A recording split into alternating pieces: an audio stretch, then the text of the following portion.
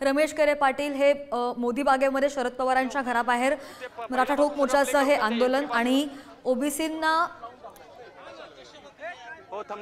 राणेंच्या घराबाहेर आंदोलन करणार नाही तो प्रश्नच नाही असंही वक्तव्य रमेश केरे पाटील यांनी केलंय। नुकताच त्यांनी माध्यमांशी संवाद साधलाय आणि शरद पवारांच्या घराबाहेरून केरे पाटील यांची दृश्य आपण ही लाईव्ह पाहतोय।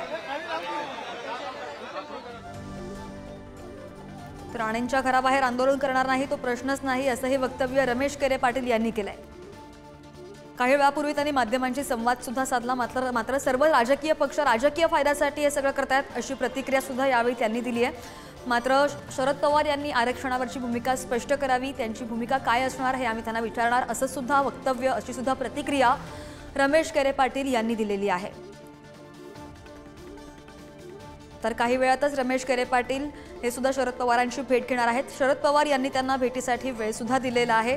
ही सध्याची दृश्य आपण लाईव्ह पाहतोय। पुण्यामधल्या मोदी बागेतून शरद पवारांच्या घराबाहेर मराठा ठोक मोर्चाचं आंदोलन केवळ राजकारणासाठी मराठा समाजाचा वापर होतोय असंही वक्तव्य केरे पाटील यांनी केलंय। तर मराठ्यांना ओबीसीतून आरक्षण देण्याची मागणी सुद्धा त्यांची आहे आणि या मागणीसाठी शरद पवार यांनी पुढाकार घ्यावा अशी सुद्धा मागणी केरे पाटील यांनी केली आहे। त्यामुळे मराठ्यांना ओबीसीतून आरक्षण देण्यासंदर्भात पवारांच्या पक्षाची भूमिका काय असा सवाल सुद्धा केरे पाटील यांनी उपस्थित केला आहे। अधिकची माहिती घेऊयात आमचे प्रतिनिधी ज्ञानेश्वर चौतमल आपल्यासोबत आहेत। ज्ञानेश्वर, काही वेळापूर्वी नुकतंच काही क्षणांपूर्वी केरे पाटील यांनी माध्यमांशी संवाद साधला, नेमकं काय म्हटलं आणि शरद पवारांना भेटण्यासाठी ते कधी जाणार आहेत? मराठा क्रांती ठोक मोर्चाचे केरे पाटील सध्या शरद पवार यांच्या कार्यालयामध्ये पोहोचलेले आहेत। मराठा आरक्षणाबद्दल सगळ्याच पक्षाच्या प्रमुख नेत्यांची काय भूमिका आहे हे जाणून घेण्याचा त्यांचा प्रयत्न असल्याचं ते सांगतात। यापूर्वी त्यांनी देवेंद्र फडणवीसांची भेट घेतली होती।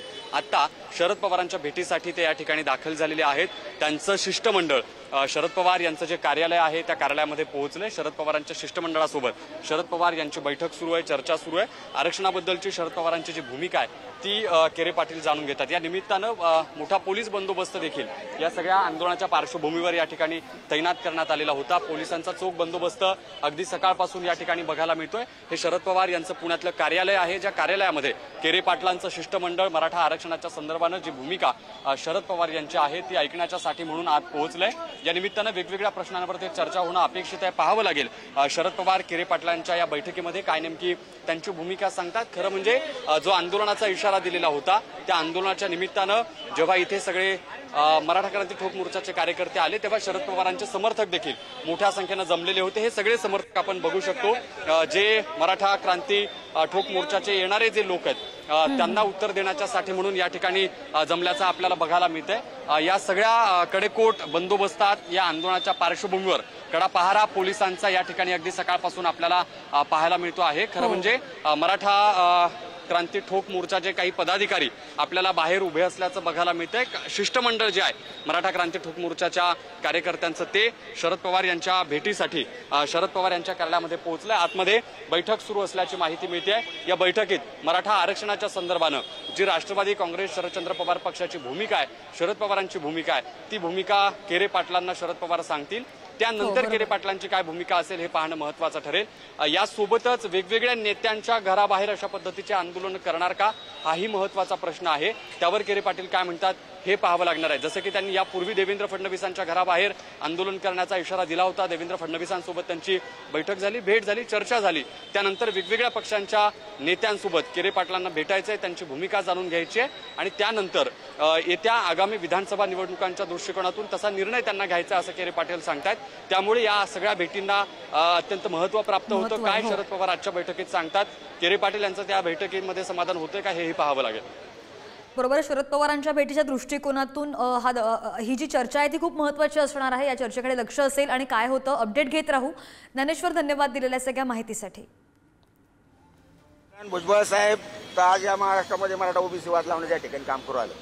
भुजबळ साहेबांना पण या ठिकाणी मी सांगू इच्छितो का भुजबळ साहेब आपण पण ज्येष्ठ आहात, विनाकारण आपण या ठिकाणी पुढाकार घ्यावा।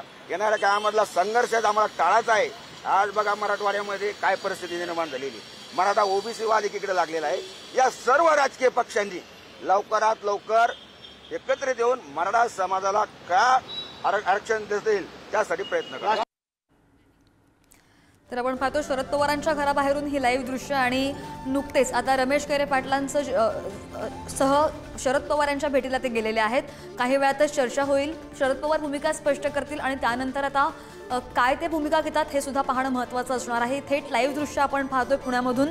पोलिसांचा कडेकोट बंदोबस्त आणि त्याचबरोबर मराठा समाजाचे काही बांधव आणि कार्यकर्ते सुद्धा, पदाधिकारी सुद्धा हातामध्ये बॅनरबाजी करत आणि घोषणाबाजी करत आपल्याला शरद पवारांच्या कार्यालयाबाहेर दिसत आहेत.